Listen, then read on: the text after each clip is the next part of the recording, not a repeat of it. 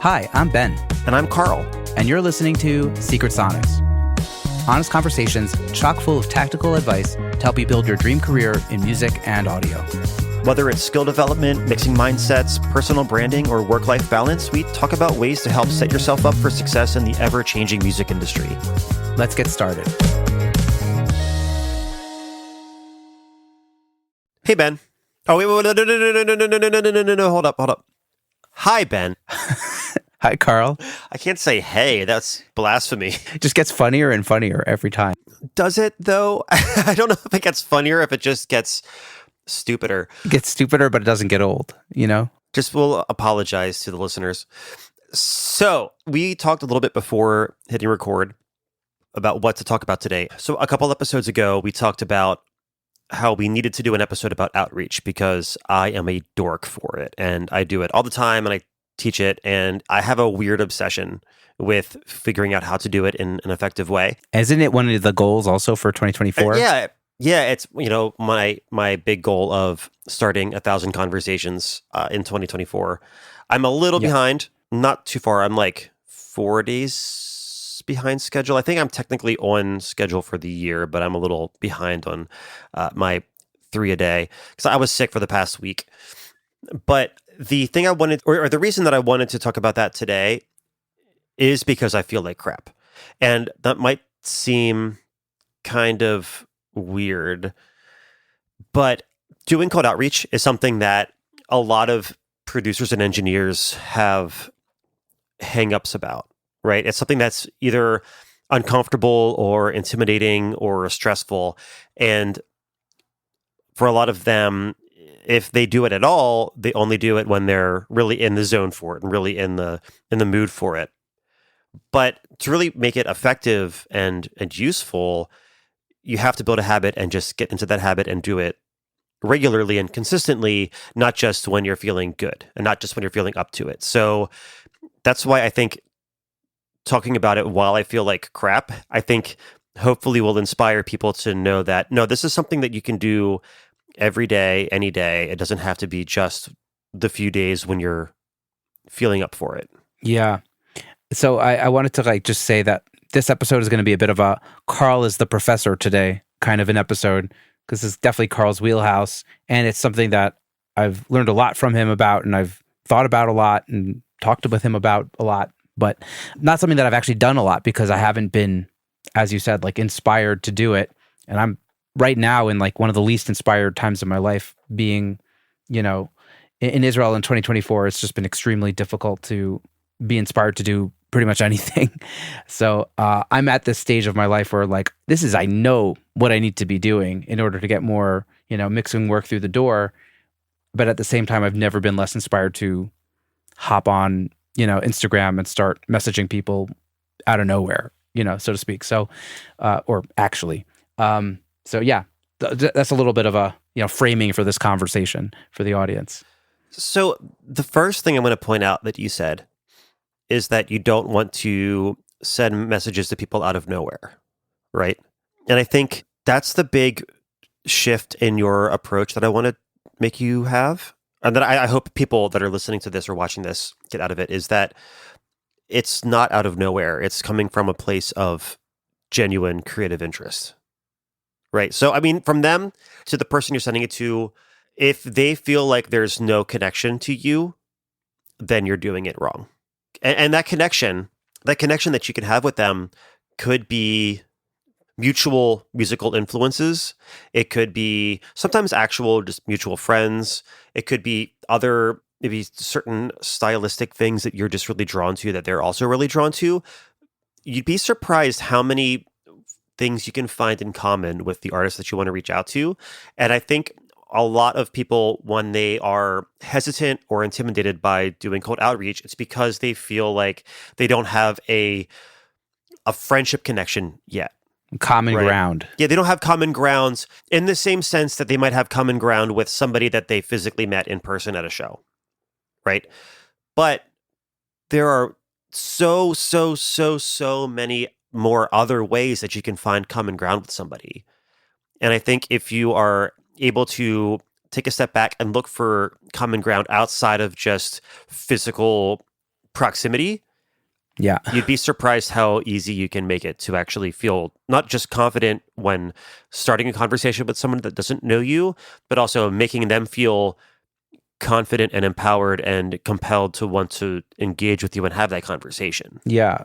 So maybe we can get to the very beginning of like your sort of outreach methodology. I know you usually start with Spotify playlists and finding music that not usually.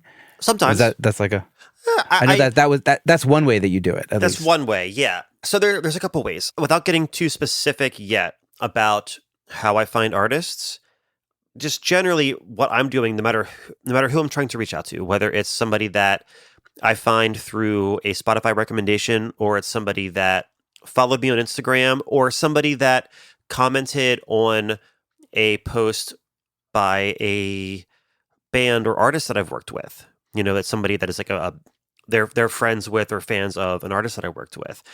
Regardless of who it is, my goal is to try to find out what do I have in common with them, and not just stupid, obvious stuff like, oh, they're also in Lancaster, Pennsylvania, which would be weird, actually, now that because all of my clients are remote. So it would be kind of weird if I found somebody. There's not that many people in Lancaster, Pennsylvania, as far as I There's understand. really not. When we think about the music that we listen to and the music that we create and the music that we want to create, looking there first as the commonality, right? That's the first place that I look. If there happens to be a mutual friend, if there happens to be a geographical connection, if there happens to be some sort of other thing like, oh, they're also really into obscure mid-century modern furniture.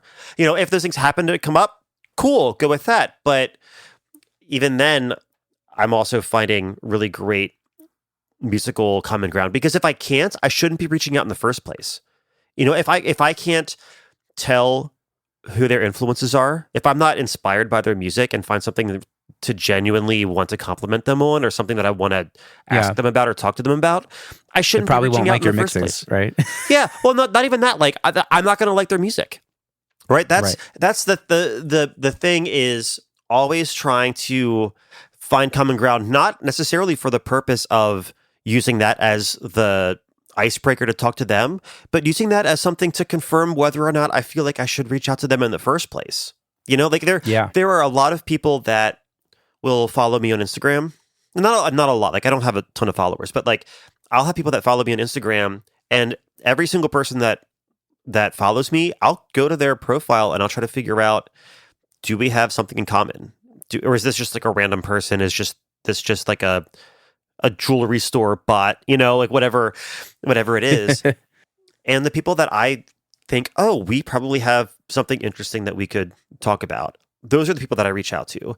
So when it's music that I find through Spotify, through the recommendation algorithms, it's the same thing. Like, I'll listen to it, and if it doesn't jump out at me, if there's something that I really genuinely feel inspired by in the moment, I just won't reach out to them. It's not, I keep on going back to the hesitations and the nervousness that people have, and like the icky feelings that people have about doing outreach. And it's because that happens when you're reaching out to people that you probably shouldn't be reaching out to.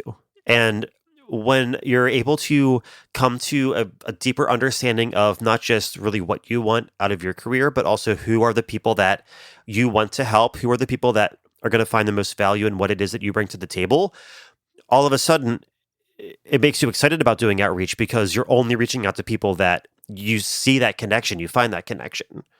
And if you don't see that connection, you're not going to force it. But all of those negative feelings, those used car salesman vibes that people associate with doing cold outreach, that's due to not having common ground and reaching out anyway, not having a genuine passion for the music and reaching out anyway, not having, that sense of, these people, they seem like my kind of people, Right. like that's, I dig their vibe. I think we could really get along. I think we could make some magic together.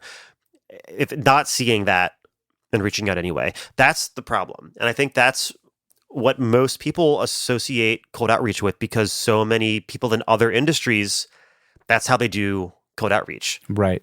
I still think there's a difficulty, or like, some friction for people that are just not used to reaching out to people that they've never met before on the internet, even if they vibe with their style. You know what I mean? Like there is, not everyone is comfortable with just like reaching out to somebody they don't know, or even coming up to somebody in real life and saying, "Hey, like I love this thing you do." Like unfortunately, that's like for introverts, that's like something that you kind of have to do if you're in the music business. But like I don't know, do you have any like hacks to just kind of like get past that initial friction of just like, I don't know this person, even if they're cool? Well, here the question that I do, like the hack, is just to ask yourself, what's the worst case scenario if I send them this message? What's the worst thing that could happen if I send this message? Right? They don't reply. They don't reply, right? Or they reply and say, "Nah, I'm good." You know, like you're never going to have a situation where, well, no, you'd have to try really, really intentionally hard to write a cold DM that makes somebody actually have a negative response to you. A lot of the students that I've helped with this, when they first started talking to me about it, they had these hang-ups about like not wanting to annoy people or not wanting to come across as sleazy and whatever. And like, yeah, like those are genuine concerns and I understand that. But the worst thing that could happen is they don't even read the message. The worst thing that could happen is they read the message and they just decide not to respond, or they respond and they say, no thanks. I've got my team. No one's going to hold a grudge against you. And I tell my students that as soon as you can find comfort in being forgotten, that's when you're going to be able to succeed. Because I look at that as a positive thing. An example that I use is when you go to the grocery store, you probably can't remember the face, let alone the name of the person that was at the checkout counter, right? Does that mean that you hate them? Does that mean that you're going to hold a grudge against them and think that they're a terrible person?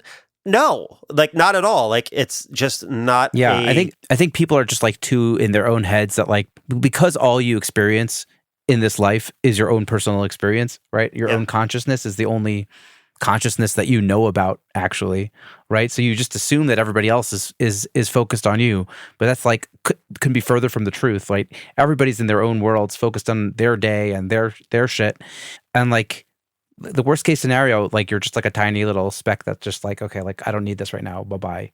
Like that's like literally the worst case it could be. Yeah. So I think once you really come to terms with that and you realize, okay, the worst thing that could happen is nothing. And the best thing that could happen is meeting somebody that could turn into not just a collaborator or a friend or a client or a repeat client, but somebody that could really actually, influence you musically and, change the trajectory of your career. Yeah. Or you could do the same thing for them.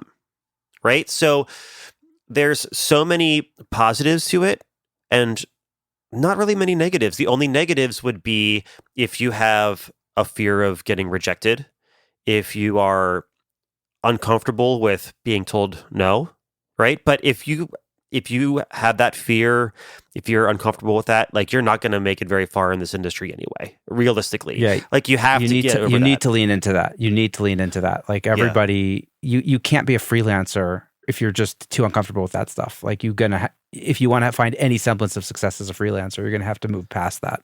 Yeah. You have to collect no's is how I phrase it. Build up that 10,000 hours of thick skin. Yeah. Well, that's the thing. It's like you gotta be told no 10,000 times. Because if you get told no 10,000 times, think of how many yeses you got along the way. And you don't even need that big of a percentage of yeses, right? So from a practical standpoint, how I try to encourage my students to start this and kind of get to develop that thick skin is by starting off the first day that you do outreach, do like 10. So I'm doing 3 a day for this year on average. And when I have somebody starting that out, I tell them to do 10 first time around, on the very first day. And the reason is the first message is going to take you forever to write. Even though it's only going to be 3 or 4 sentences long, you're going to be in your head the entire time, trying to make sure that you're not wording something weird. You want to make sure that you're getting all of your emotions across without being like overly emotional. You're trying to make sure that you're not You're being specific enough, but not being creepy. Like there's all these things that are going to be going through your head that you're trying to wade through. And then eventually you'll finally get okay enough to just click, hit send, right? Well, then the second one is probably going to take half that long. Third one's probably going to take half that long, and by the end, once you get through the first handful, especially by the time you get to number like 7 or 8, you've done so many of them that you no longer are putting them on a pedestal. You're not putting every single individual message on a pedestal, waiting around to see if they're going to respond or not. Because if you reach out to 3 people in a month, you are going to be very acutely aware of whether or not they responded and what they said. If you do 3 a day, halfway through the first week, you're going to forget some of the people that you reached out to. Yep. And that's okay too. It doesn't mean you didn't like their music. It doesn't mean that you have to try to remember every single person you reach out to, because if you don't, you're a terrible person. No, like we're humans. That's how our brains work. But you're just trying to see if they would want to have a conversation, see if the common ground that you see is seen by them as well. And by just kind of front loading that outreach, you build that thick skin right away. You get your calluses for it. Yeah. And if one person responds, that's probably better than most of your cold outreach has been throughout your whole career, because you've only done it most people have only done it a handful of times, very inconsistently, very sporadically. But if you start to do this, like you do so many of them that you only think about and remember the people that did respond, the people that you do have conversations with. And you put those on a pedestal because those are, that's not the right way to phrase it, but like you're not putting the unread messages on this like high anxiety, high importance pedestal. You're focusing on the ones that actually did respond, the conversations you are having. Right. And it makes you realize, oh, okay, if I have to send 10 messages to get one person to respond, which if you do the outreach in the way that I like to do it, that's a very, very low percentage. Usually I get quite a lot more responses than that. But even if you just get one response, like I said, that could turn into not just a client, but it could be a friend for life that otherwise you may not have even met. Totally. Anybody you're creative with, you go on a creative journey with, becomes a friend if you guys get along. Hey everyone, friend of the podcast and Grammy-nominated engineer/mixer Travis Ferentz hosts Progressions, Success in the Music Industry. It's a podcast exploring creativity, productivity, and growth in music. Travis has set out to document his own journey and bring those valuable lessons to you to apply to your own career. Join in each week for conversations with some of the industry's best and brightest about the mindsets and strategies that they use in their careers every day. Whether you're feeling stuck, digging for inspiration, or just looking for a mix tip, Progressions is probably for you. Go check it out wherever you get your podcasts or click the link in the show notes. There's something else I want to get to in a little bit, but before we talk about the passive word of mouth cycle.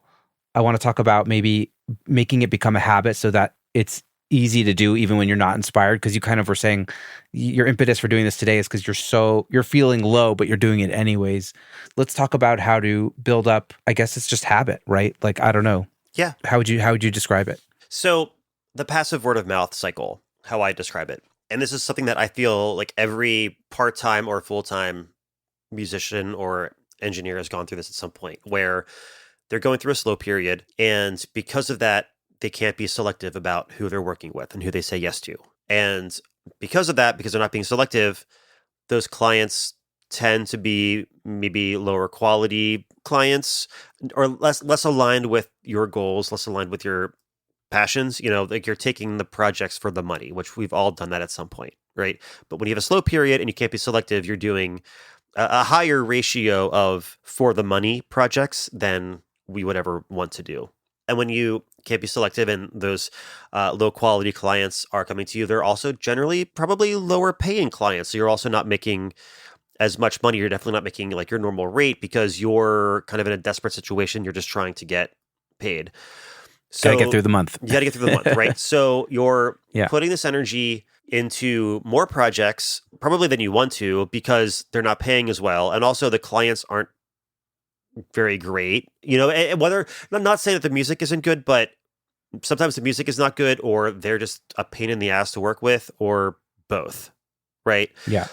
So then you find yourself with a really busy, full schedule of projects that you're not happy with doing, and then you end up getting burnt out. And because you're burnt out, you don't have any energy or time to try to find more clients. So when you get through those clients that are on your calendar, you all of a sudden realize, oh crap, I need to find more clients. And you're back at another slow period. Like like the ebb and flow of like the busy times and the slow times. It's like reactionary. It's It's reactionary, like, yeah. you're not setting up you're not like setting the table for yourself. You're just like responding to whatever is coming at you. And then the best you can do is kind of just grapple with what you're given. And then it tends to become a vicious cycle. Say that We're word just of thinking mouth. about Fat Bastard from Austin Powers. I eat because I'm unhappy, and I'm unhappy because I eat.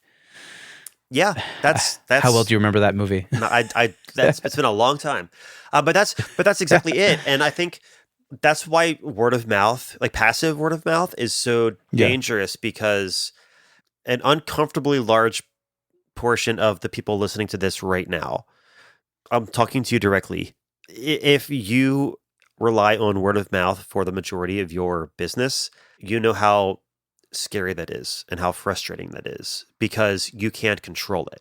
If you're waiting for somebody to bring you up in conversation, right? If you're waiting for a happy client to bring you up and tell their friend that they should hire you, like when it happens, it's great, right? And when it happens, in a big wave, that's awesome. However, it's not any kind of controllable wave. You're just hoping that you come up in conversation. And I think that's where, for me, the combination of outreach and proactive word of mouth, I think that's the big key for me in enabling me to not have those big ebb and flow, crazy busy periods that lead to burnout, and then slow periods, and then crazy busy periods that lead to burnout, and then slow period. Like it's a way to kind of temper the amplitude of those waves. Yeah. Wait, so you mentioned two things: cold outreach versus, what was the second thing you said? Proactive word of mouth. Do you want to maybe define the difference between those two things? Well, so cold outreach is just, like reaching out to people that don't know you yet.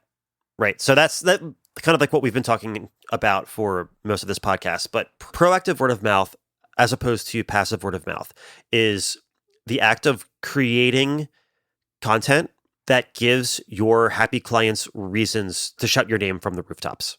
So an easy example would be when I make my New Music Friday videos, and I'm tagging all the artists that I've worked with in that video. I am not only showing their artwork, there's some like interesting visuals in the background. I'm mentioning their name, the song title, what my involvement was, playing a clip of the song itself, making sure that I tag them in the video, tag them in the caption. And then also I'll share each of those individual sections of that video as stories. So when I do that, artists are going to see that. They're going to share it. They're going to share the actual post itself. They'll probably add the story that I tagged them in to their stories as well. So I'm getting like at least 2 shares from them just in that same day. And then all of their friends and fans are going to see that, or at least like, the ones that see their stories, like a good chunk are going to see that, because they're also going to share it. They're going to comment on it. They're going to like it. And it's going to increase the likelihood of their friends and fans to see my name, and to see my name in the positive light of those artists sharing the content that I made about them. So it could be a new music, and ideally a song that they love. Yeah, exactly. So it could be like a New Music Friday post that I do. I'll do these videos where I'll just set up a camera in my studio and I'll just play through some of my favorite parts of the song. Like I'm a mix engineer, and I'll play some of my favorite parts of the production. Like it's not even parts that not even showcasing what I did to it. It's just me saying, oh, this little thing in the bridge is just really, really cool, and I want you to hear it because I'm excited about it. Making those kind of videos, again, like it's giving the artists something to share and a reason to share it, right? Because what artist is going to be mad about you showcasing something that you love about their music?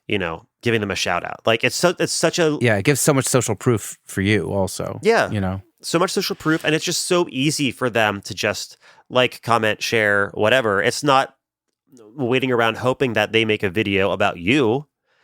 You know, it's Yeah. something that you can do very easily. And most of the content is, generally speaking, already done. Like the song's already done. You can Just grab it. Just grab it. You know, like the New Music Friday videos that I make, I'll just either use like a time lapse of me in the studio, or a slow-mo video of my dog running around, or some kind of like visualizer that a buddy of mine made, those old school like colored oil, like real trippy like 60s visualizers, something like that.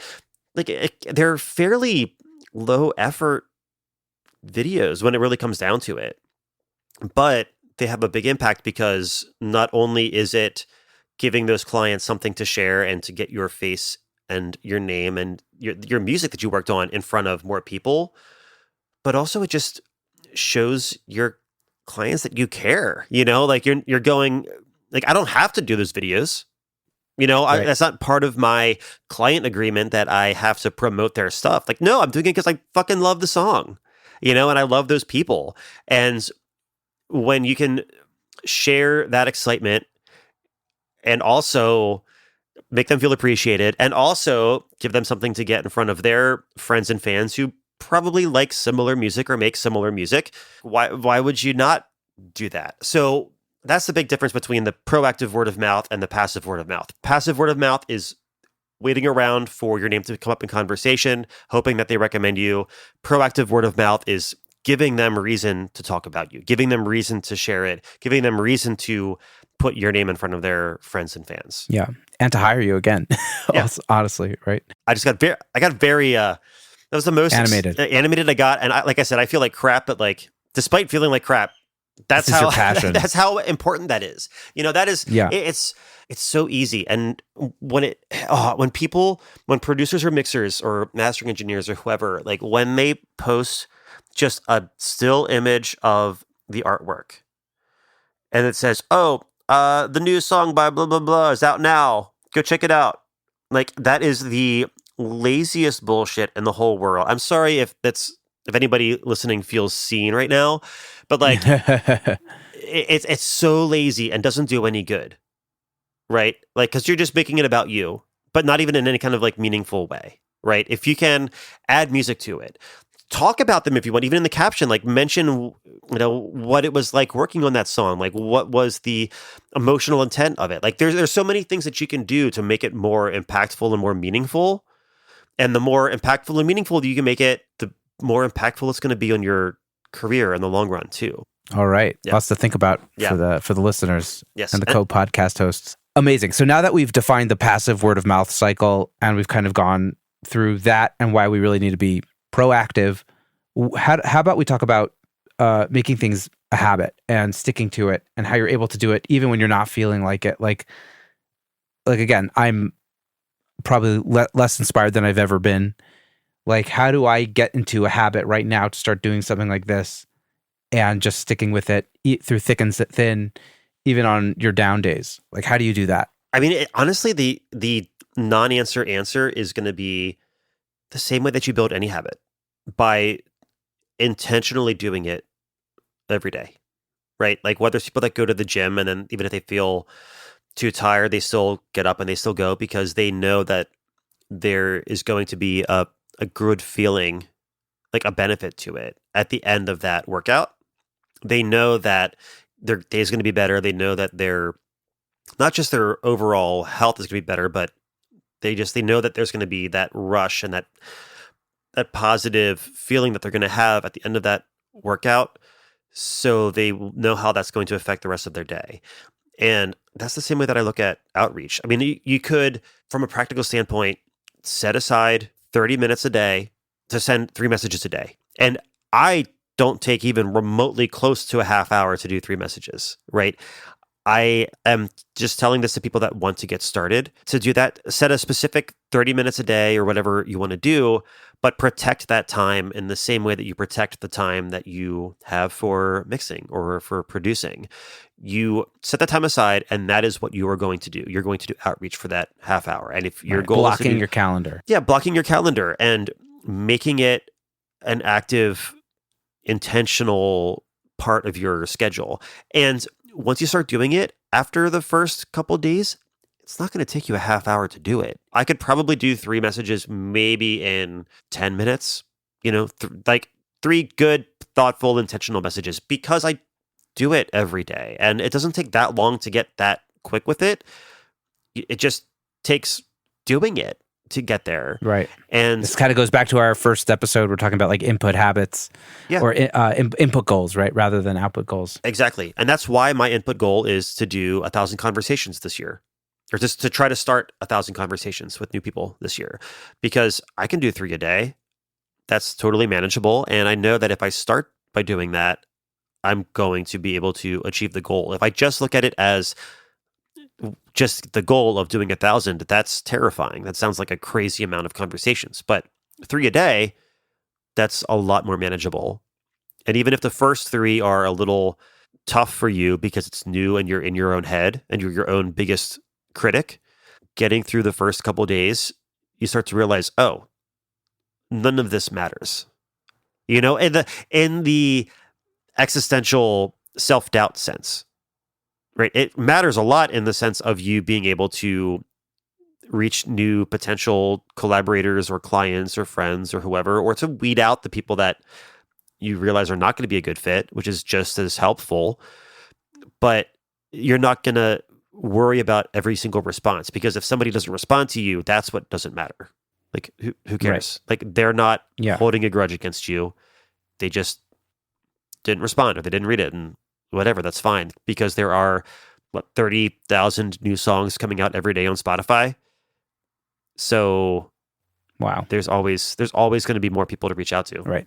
I think you told me this, that there's always there's so much music on the internet right now. There's so much music in the world that it's like you're bound to vibe with somebody's music and they're bound to vibe with you. You just have to find the right people. Yeah. And the numbers are there, for you to find exactly the kind of music you want to work on. Yeah. And especially knowing that we can very easily just find people that do not necessarily live geographically close to us.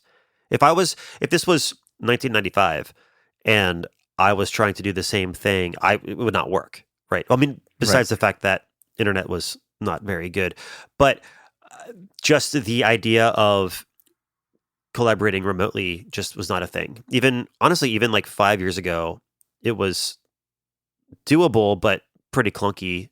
It definitely wasn't as ubiquitous as it is now. And if I were stuck trying to only find clients that I vibe with that also live within a 25-mile radius, then I'd be in a very different position. You'd have a different career, or you would have moved to like Nashville or something. Yeah. But you don't have to, because there are so many people that are just as passionate as you are, that want to get better. They want to go farther. And if you put the time into trying to find them, the return on your time investment is incalculable. Awesome. Well, that's like probably a great place to close out this episode. Do you have any other thoughts? Like, I think people should just, I'm sure there's going to be one person here that's like super inspired, is going to change the trajectory of their career by like just changing their approach to how they find clients and artists to work with. I hope maybe that person will be me or maybe it'll be someone else. But anything else you want to say before we wrap this? Well, I would say, so this is something that I think about all the time and teach all the time. So if this is something that you feel would be very beneficial to you and your studio business, let me know. Send me a message. I'll put a link in the show notes for some more information about some of the masterclasses that I teach about this. But this is something that completely transformed my career, and I've seen it transform careers of other engineers and producers that I've helped with it. So I know the value of it, but if you think this is something that could be helpful for you, let's talk. I want to help you out and make more great music, even if it's not me making the music, if I can help other engineers and producers to better connect with the clients that they just really, really love working with and make great music together. Like that's the goal. So if I can facilitate that, then hell yeah. Amazing. I think we're going to have to talk about in a future episode how to prime, the way you come across on social media and your website, so that when people do have these conversations, they'll be like, oh, this definitely seems like somebody I should connect with.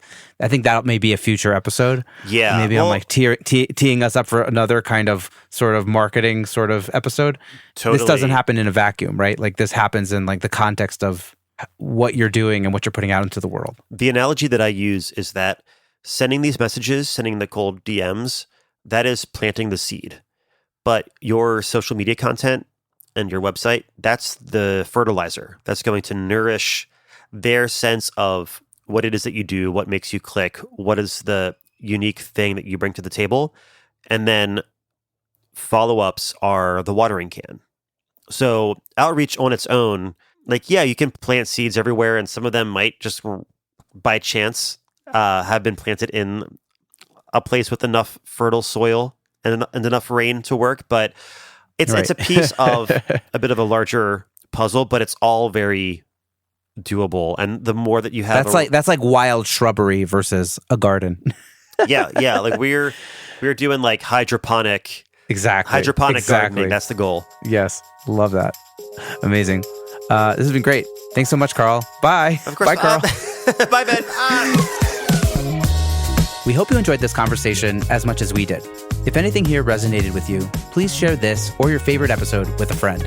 And as always, we love to hear from our listeners. So find us on social media at Secret Sonics, at Ben Wallach Music, and at Carl Bonner. Until next time, bye, Ben. Bye, Carl. That was good. I think the outro was great.